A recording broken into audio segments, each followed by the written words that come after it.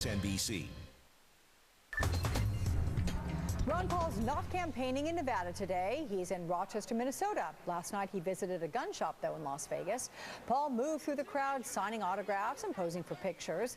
The veteran then visited the Leatherneck Club, where he backed a proposal giving VA benefits to Filipinos who fought in World War II. I think what the Filipino soldiers suffered was a lot more than just not getting thanked or recognized. They lost a lot of benefits, and our government broke their promise. That needs to be rectified. We're going live now to Paul Senior Advisor Doug Wead. Doug, good morning. Hey, good morning, Alex. So let's talk about your candidate. Ron Paul has been campaigning in the Silver State there since 2008, in fact, and you know he has a very vocal group of supporters, but the latest poll shows him in last place. Could it be a disappointing day for the campaign? I don't think so. We'll wait and see what happens, but I've been watching your show. We like a lot of the numbers, even the numbers you're showing. You showed this poll in New Hampshire, and if you'll notice, the candidate who does the best against Barack Obama is Ron Paul. You know, last time I was on your show, we were talking about military donations, how he had more than all the other Republican candidates combined. Yeah. Now he has twice as much as all the candidates combined, including Obama.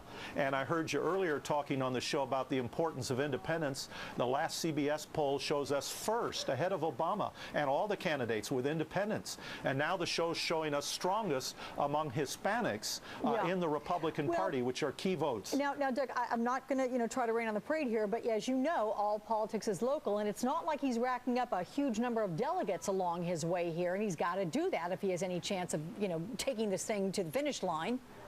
That's true. However, some of the reports you see on television about delegates are not accurate. For example, there has not been a single delegate named in Iowa yet, in spite of the fact you see that given out on TV in numbers. And we're just now getting into the delegate-rich caucus states where we plan to do well. We were hurt because we didn't go into Florida. We knew we would be hurt, and we would have to regain the momentum again in Nevada, and that's what we're hoping to do tonight. Let's talk about Ron Paul, who defended Mitt Romney on those comments on the poor earlier this week. We're going to take a listen to Ron Paul here. Here he is.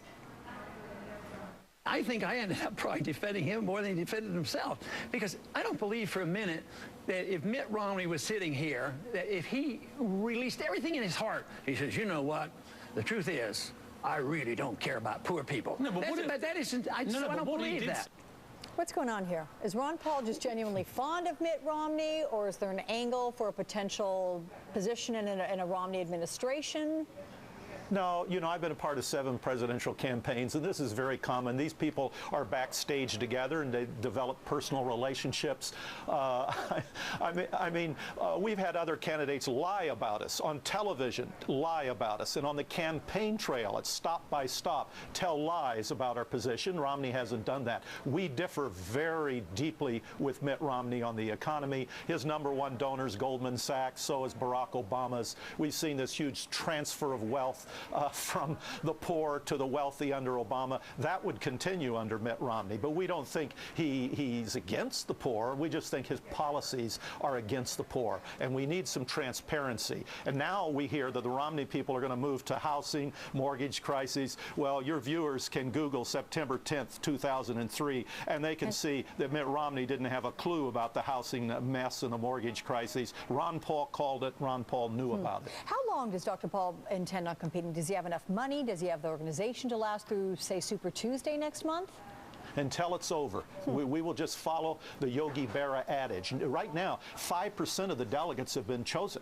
And according to some of the polls you just showed on this program today, Mitt Romney ought to drop out and support us. We're leading in these swing states against Obama, and we're leading with independents, so it isn't over yet. And Newt Gingrich is going to do very well in the South. There very easily could be a brokered convention. All of these early states that you see Romney winning have been moved up to the front for Romney precisely to get him to lock down this nomination. They thought it would be done in South Carolina. It's not done, and it's going to keep going. Well, I appreciate your confidence, Doug Wead. Thank you very much. I'm sure Ron Paul does as well. Thank you.